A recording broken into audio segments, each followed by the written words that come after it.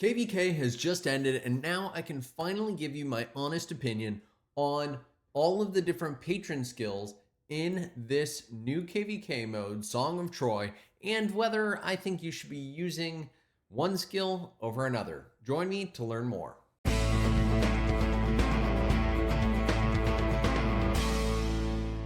What is up, ladies and gentlemen? Welcome back to another Rise of Kingdoms gameplay episode from your very own Shabby Gaming. Today, we are talking about the different patron skills.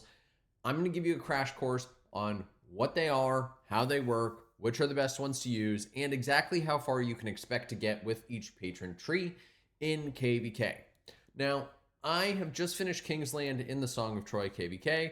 We won. I did pretty well. There is going to be a video coming out talking about all of my KVK stats, so if you haven't already, do hit that subscribe button right over there, bottom right-hand corner.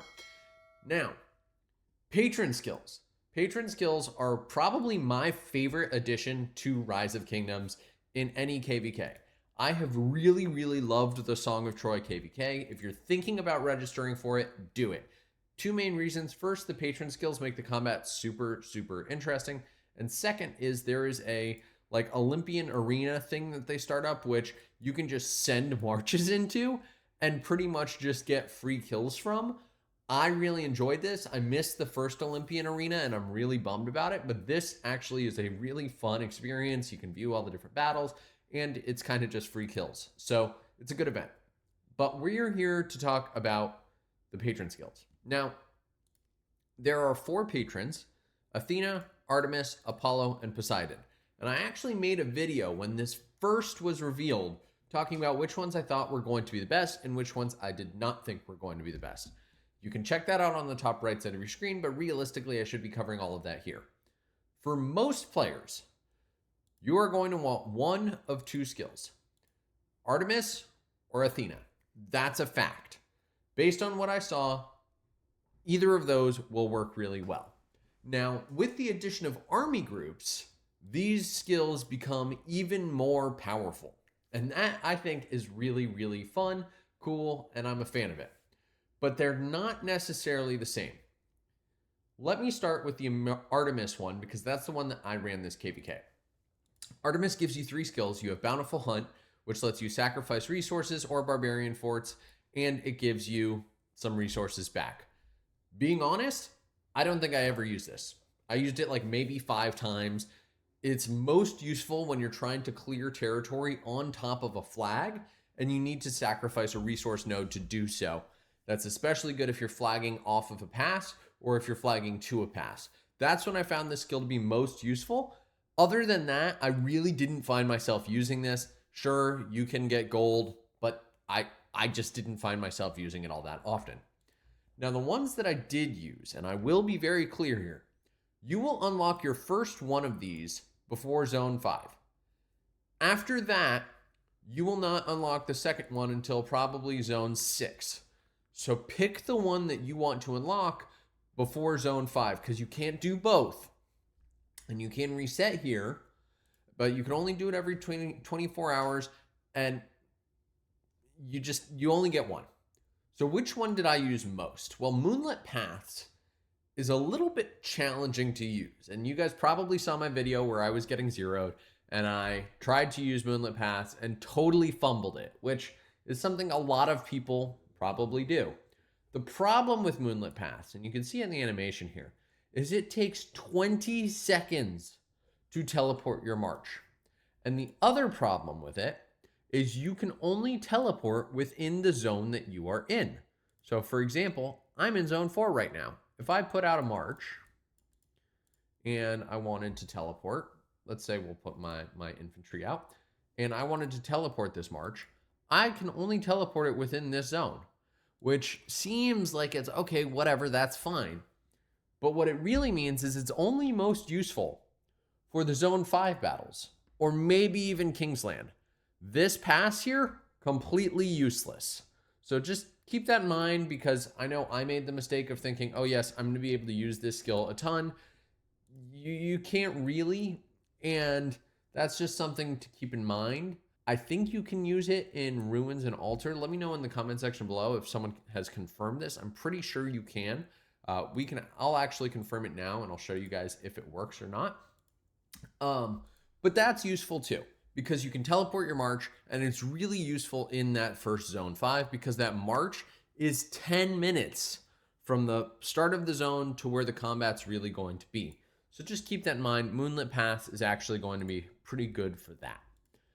Now the second skill here is Dark Moon Ambush. Dark Moon Ambush is one of my favorite skills that they gave the Artemis setup. It has a cooldown of 180 minutes, which sucks. That's a long cooldown. My suggestion to Lilith, make these cooldowns shorter and give me more Hecatomb coins, because this whole experience makes combat a lot of fun. Using these skills is awesome. But this is one frustration I have. To use this skill, it must be equipped to a troop's primary commander. 10 seconds after the skill is cast, the caster's troops and nearby friendly and allied troops, up to 7 troops total. Although if you get over here, you can actually get, I think, some more of these. Yeah, 2 additional, so 9 troops total. You can actually just make them invisible. And when you decide to come out, you gain 1,000 rage, which is essentially an instant skill proc. I use this so many times to either go around the murder ball and attack the people sitting in the back, or to catch someone who is running away from me, which happened all the time. That was really useful as well. This skill is awesome. Now, my one frustration, if you are leading an army group and you try to use Dark Moon Ambush, remember, you cap out at 9 marches. And so when you're leading an army group, you have 7 plus 5, you have 12, which means you're leaving essentially 3 marches not invisible, which kind of screws up the whole experience. The times where I found this to be most useful actually was when I was trying to go 0 farms and wanted to sneak in the back with my 5 marches. That's when this skill is by far the most useful, because the invisibility time, it's 450 seconds, and then you can increase it by 50%, and then you can increase it by 50% again. So it's a long time. Like, you can march through a past 7 and go find a farm and swarm it, and that's exactly what I did, and no one is any the wiser. So that's a great use of that skill. I really like it. I think it's super powerful. So that's Artemis. I would run Artemis again, but there is one caveat to that, which is I need my allies to be running Athena. So just keep that in mind. I would run this again. The other thing that makes this skill good is you get this Hunter Stride, which is an extra 10% march speed, which means you don't have to invest in some of the march speed techs unless you're just trying to move things along within your tech tree. That's one of the bonuses that you get with Artemis that you don't really get with any of the others. So let's swap over to Athena here, because I want to show you exactly how this one works. So with Athena, and I'll actually swap accounts to an Athena account. So with Athena, this is the tree that you get. Now Athena, for most players, this is going to be the skill that you want to use. It is really good and it is really useful, even if you're not a big fighter. So Ergain, this whole scroll thing is kind of whatever, but the scrolls are useful and you can share them with your allies. For me, I didn't end up needing any of the scrolls that I would have gotten myself. As an Artemis player, I had plenty of scrolls. So just keep that in mind, that like as a player who's going to use Athena, you can get the scrolls without them. And the scrolls are, the Demeter scrolls are just gathering scrolls. The Argonaut scroll is really cool. I believe that one enables you to actually use an extra march, which meant that come zone 7, and that's Kingsland, and past 7, I was actually able to use a 6th march, which I don't have enough crystal to really go down the route of unlocking a 6th march and improving my tech. So I was able to use a 6th march and get some siege out there sniping, and that actually helped bring in a few additional kills. So I really like that. And the other scroll that's going to be really important here is the one that is going to give you expanded hospital capacity. I believe that one's the Asclepius scroll, and I'll show that in a picture right here for you. That scroll enables you to expand your hospital capacity by up to 50%. And I've already asked and confirmed with Lilith on this, if you use that scroll and you fill your hospital capacity up, you can have over 1 million troops in your hospital. And when that goes away, those troops don't die, which means this is by far the best way to try and migrate in Rise of Kingdoms, is use this scroll, fill your hospital.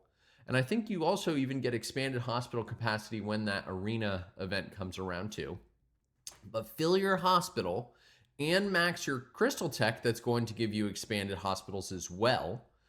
And that is going to be the best way for you to try and cut power to migrate. So even if you're not planning on staying in the kingdom, this KVK, Song of Troy, is going to be really good for you. Now, the downside of this is, yes, you can gift scrolls. That's awesome. Everyone loves that. But you'll notice there isn't really any raw bonus here. So as I showed you with the Artemis one, you got additional march speed, but you don't with Athena, which is kind of a bummer. But the skills that Athena has are goated. And you'll notice the cooldown on Sotiera is way less, and that's important. So let's talk about Sotiera real quick, because that is easily one of my favorite skills. To use this skill, it must be equipped to a troop's primary commander, and it mighty heals the caster and nearby allied friendly troops, up to 10 troops total, every 10 seconds, healing factor of 50,000. Targets must be out of combat, and each troop can be healed for up to 500,000 slightly wounded units by this skill. This skill is a complete game changer. I would have an army group, and this is when it's best to use it. If you have an army group and you use the Sotiera skill, your army group can go from all of the marches in the low yellows to reds to almost all new, which is really helpful if you are deep in enemy territory and you don't have time to recall, cough, cough, zone 5. This skill is insanely good. And it lasts about 10 minutes, and I am really, really a fan of it. I liked this skill. There were a number of times where my marches were hurt and my expansion had expired, and I just said, hey, can I get an Athena skill? And someone used it. This skill is really powerful. It's really powerful when we talk about altar. It's really powerful when we talk about just fighting in zones. This skill is amazing. It is my favorite one in the entire KVK.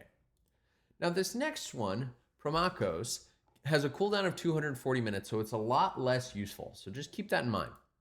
However, this skill is kind of like the King skill. The caster troop and nearby friendly/allied troops up to 10 gain a 5% bonus to damage dealt.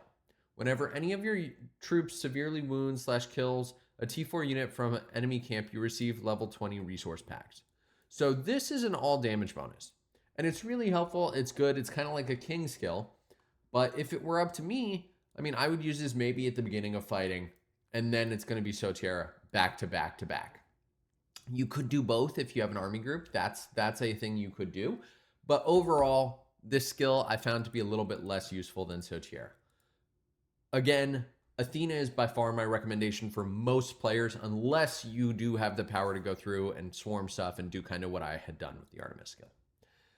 Now let's talk about Apollo, because Apollo I have frustrations with. And I'll just swap right now because at this point it doesn't really matter. So let's swap to Apollo because this one drove me crazy. So Apollo allows you to instantly receive 4 hours of your city's resource output. This is really no big deal. But the ranged troops attacking building durability was super annoying because that durability is direct durability attack. They take no counterattack damage. It just deals durability damage. If you get a bunch of people running the skill, this is really powerful. I didn't like it.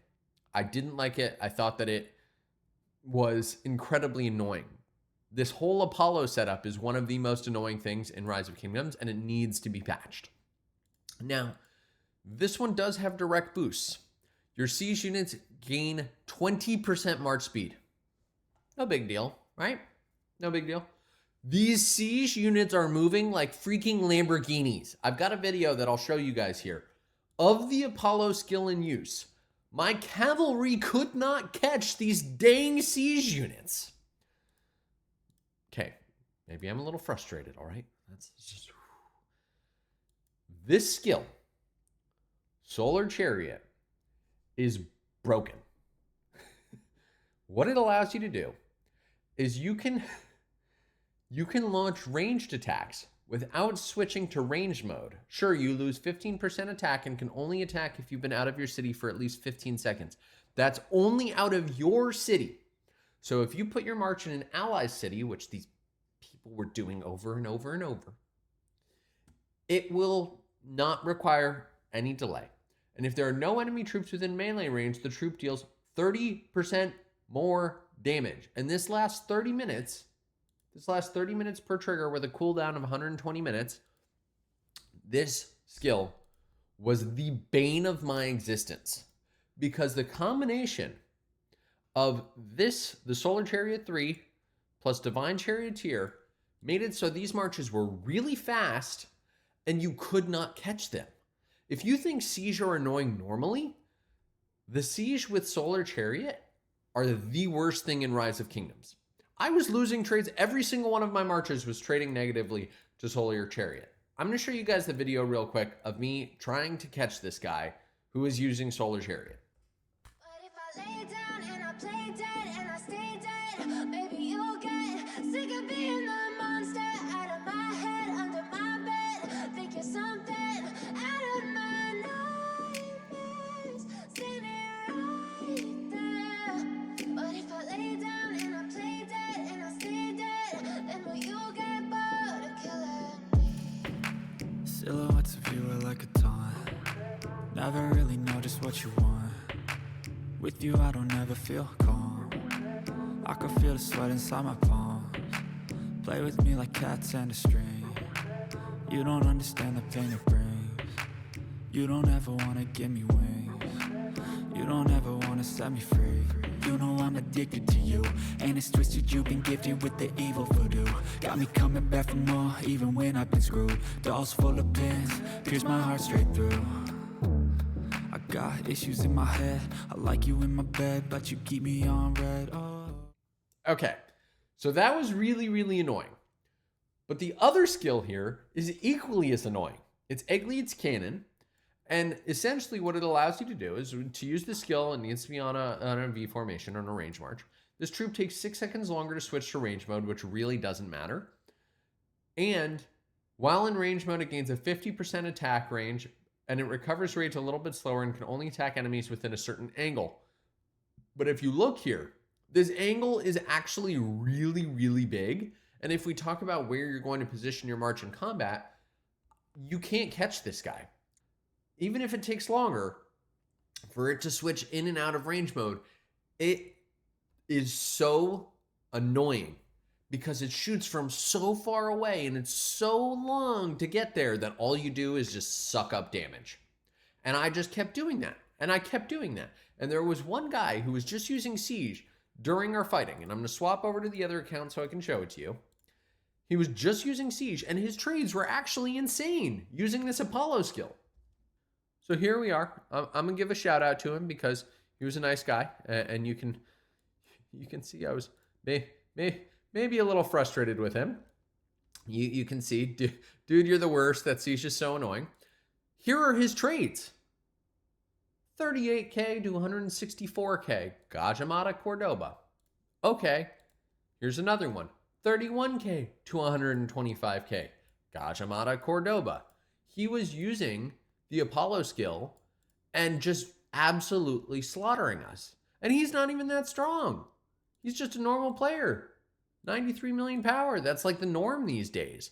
But he was raking in kills. 75K to 275,000 kills from Siege. Lilith, you need to patch the skill.